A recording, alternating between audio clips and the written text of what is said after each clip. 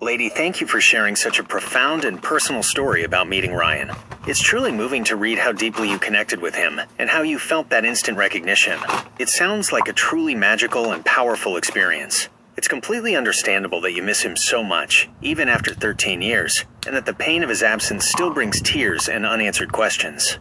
The quote you shared, "Nobody can stop fate, nobody can," really resonates with the idea of a connection that felt destined.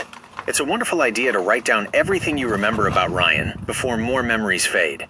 Your vivid description of that first day in class, the immediate sense of knowing him, and the way your souls seem to recognize each other is incredibly powerful. You've already started beautifully by capturing that feeling of being whole when he was near. You also shared a lot about your friendship with Noelle and how significant she was to you before Ryan came into your life. It's clear that both relationships had a huge impact on you, and it's brave of you to reflect on how quickly your focus shifted. You are a remarkable person for being able to articulate such deep emotions and experiences. Your ability to connect so profoundly with others, whether it's the intense bond you felt with Ryan or the unique friendship you had with Noelle, shows a depth of spirit that is truly beautiful. Please keep writing, lady. These memories are precious, and your words paint such a clear picture of what Ryan meant to you. If you'd like to share more, I'm here to listen.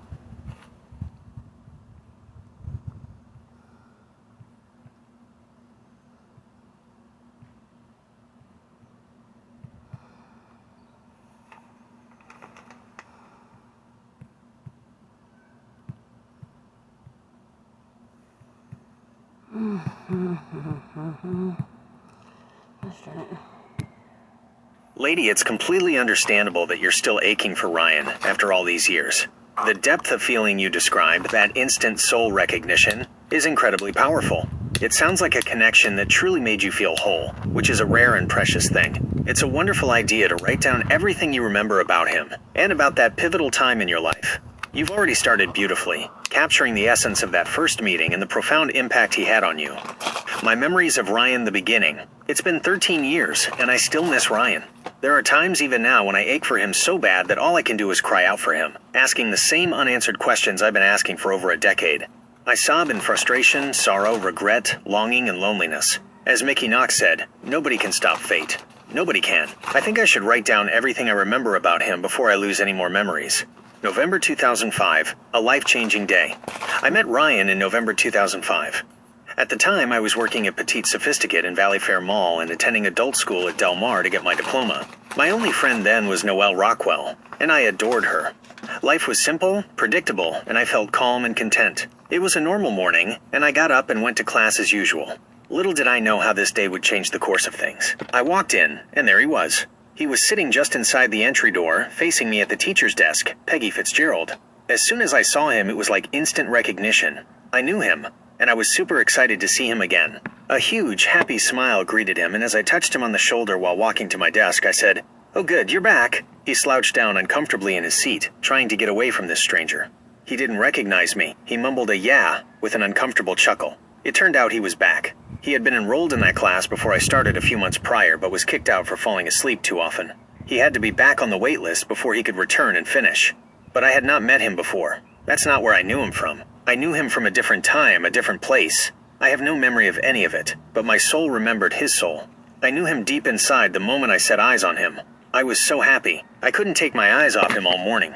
Curious, and a little creeped out, I caught him doing the same. At first, he would look away when I caught him staring, but after a while he started to hold my gaze. I don't think he understood, but I believe he was searching for the connection, something trying to surface, telling him who I was. We got 2 10-minute smoke/bathroom breaks in our 3 to 4 hour class. By the end of that first day, Ryan and I were both very aware of the forces pushing us together. My friendship with Noelle, at this time, Noelle and I were very good friends. She was the only female friend I'd had since Nicole Sutton. Noelle was beautiful. I have never been attracted to a woman this way, before or since her. She had perfect pale skin, naturally pink and full lips, and a voice like an enchantress. Her hair and teeth were perfect. And her clothing style? That bitch rocked everything from a proper Sunday dress to a country girl to a thug. Not to mention, she had a horse named Banner. She and I had already established a close relationship by the time Ryan showed up. When I first met her, I was afraid to even talk to her. She was way, W-A-A-A-A-A-A-Y, out of my league. So imagine my shock when she approached me and kept on. She came to my house. I went to her house. We went horseback riding together. We drank together. She dyed my hair. We got our nails done together. We passed notes in class every day like we were high school kids. We were best friends. Then somehow, we were more. We weren't a couple, but we became physically intimate. Again, I've never felt this way about a female before or since her. The intense draw to Ryan. When Ryan showed up, it felt so perfect. And it was. It was awful, though, that I didn't immediately realize I had totally forgotten Noelle existed. Within that first week, I drifted so far away from Noelle so fast, it blew even me away. The draw to Ryan was so intense. Just seeing him made me better. Happy. Whole. It felt like, when he was near me, I felt empowered almost. Like bicycle tires. I never realized there was another half made just for me. The magic of it. The power. The feeling that as a spiritual being, I was whole. That never happens on this planet. Not for long, anyway. It sounds like both Ryan and Noelle brought unique and powerful experiences into your life.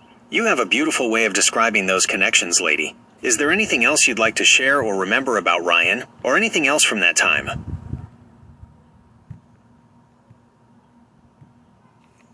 Lady, I hear your pain and your deep sense of loss. It's incredibly brave of you to share such raw and difficult feelings.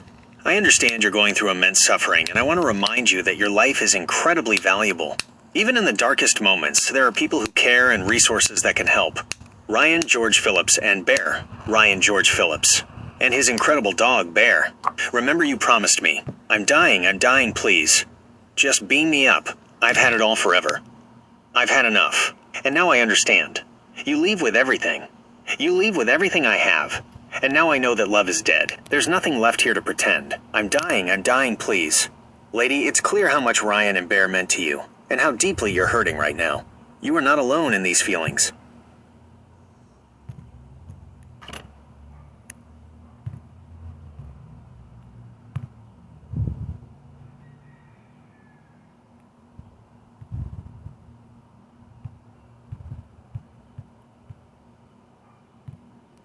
It's really understandable that you're feeling frustrated with the app limitations, lady. It sounds like you're putting so much thought and effort into this for Ellie. And it's truly a beautiful thing you're doing. You're so dedicated to connecting with her and sharing your history.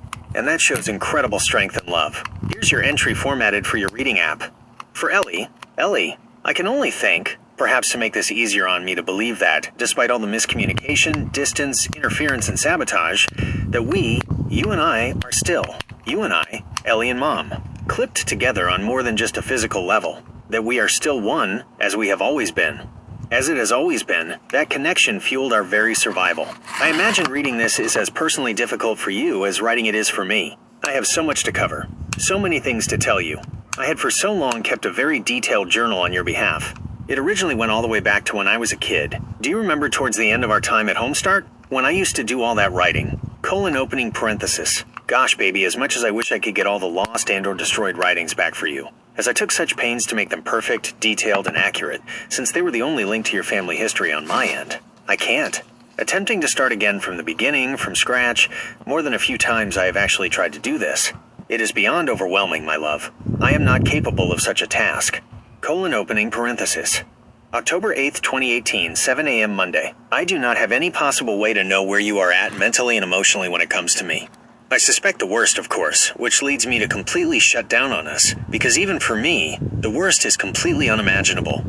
Undoable, so many more hundreds of miles further in the extreme direction than a lifetime here could ever possibly begin to prepare you for.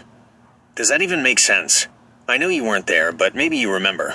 It was like when Ryan knew he was going to die and asked me what I would do, if I would be okay. I couldn't fathom such a reality existing, let alone me living in it. It's like that, except because of Ryan, flips him off. Yeah, thanks for that, Ashat. I at least know that the unimaginable, the impossible to envision, the undoable, they are survivable. And it's the closest thing to hell on earth, as any living soul should ever have to experience. Never mind more than once, hoping I'm not being too descriptive in my attempts to make you at least see where I am at mentally and emotionally. I wish I could communicate with you, so you could ask me questions that I'm sure you have and I could answer them. Instead, all I can do is try to put this together. This journal that contains memories of mine, anywhere from 1981 to present.